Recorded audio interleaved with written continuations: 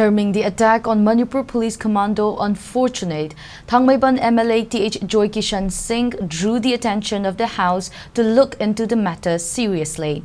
He was speaking during the 0 hour on the second day of the ongoing assembly. The role of the Manipur Police in the present unrest is commendable. When the people are pinning their hopes on the state forces to protect them from attacks, attacking the recent attack on police commando is unfortunate, he said. Taking the opportunity of the 0 hour, opposition MLA K. Ranjit lamented the unparliamentary remark made by Chief Minister N. Biren Singh in House yesterday. Ranjit deplored the use of such unparliamentary words inside an institute, which is the highest institute of democratic state.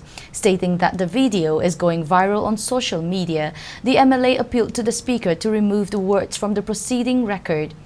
MPCC President and Wangkhem MLA K. Meghachandra expressed his disappointment over the constant muting of microphone whenever a member wishes to raise an issue.